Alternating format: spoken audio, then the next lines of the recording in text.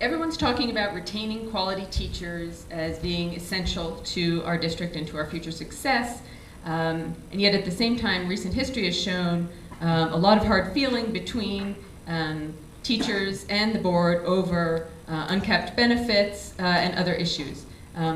What are you going to do specifically for teachers to reward them, to retain them? There's your question. Ms. Miles.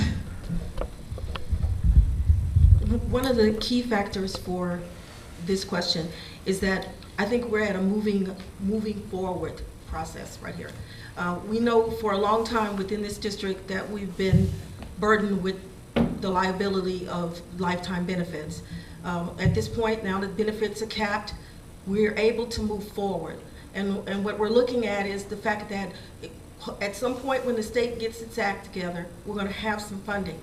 And at that point, instead of placing those funds on a benefit packet, we can look at processing those funds toward the salary scales to attract and keep our teachers that we now have. We all feel sad or upset about the process that we went through to get there, but we know that it was in the best interest of our children in order for this district to survive and to move forward. Mr. Ramsey? Make more teachers principals like we did here with Judy Sanders. No.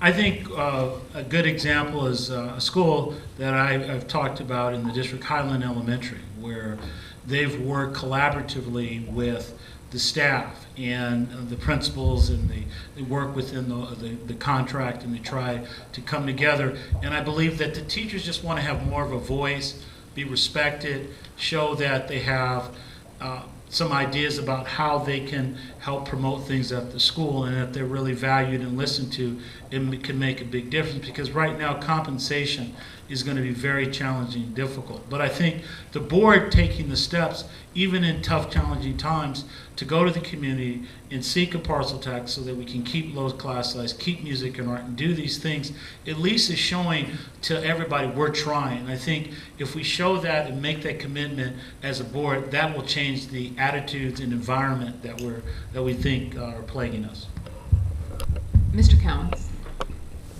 Yes, I'd like to also bring up the issue of Highland as an excellent example for a direction that we can go in.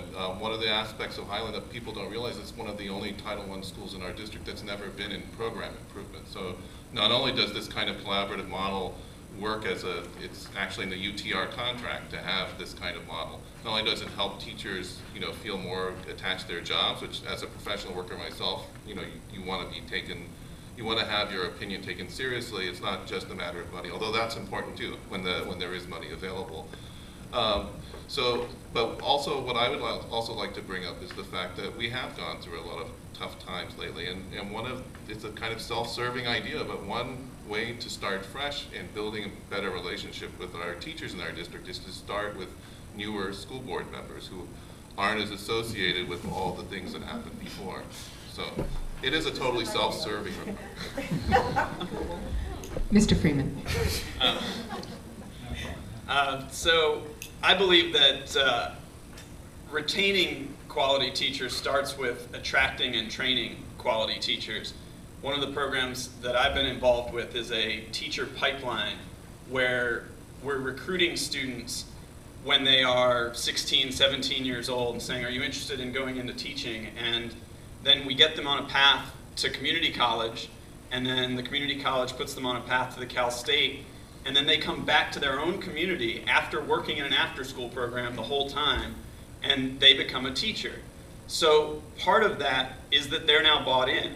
The other part of that is retaining them by providing them with mentorship and support, which is where the existing teachers come in. We need to provide existing teachers with leadership opportunities to share the quality work that they're doing, and we need to compensate them for that work. Ms. Cronenberg? So, right now we have no money, and we'll have less unless you pass Measure M, which we all desperately need you to pass. So what can we give our teachers? We can give them respect, we can listen to them, and we can listen to them differently than the state listens to them. One of the interesting things is that the state of California and the federal government defines them by what they're not doing. So it's the low-performing school, they define them by their lack of success. And we've had an opportunity with NEA, who came in to speak to us, the National Teachers Association, Education Association, that has redefined that. And they look at schools that are struggling as high priority schools. They have a whole program that's teacher-centered about how to fix struggling schools.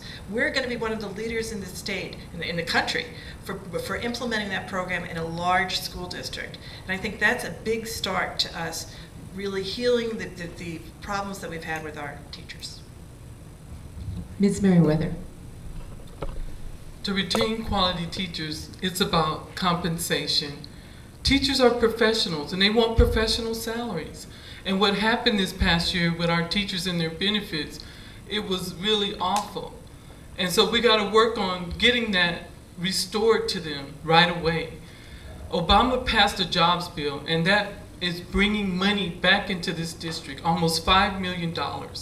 And it's specifically for health care and to bring teachers back that were laid off. And so we need to look at that money and make sure that it goes back to the teachers. Thank you.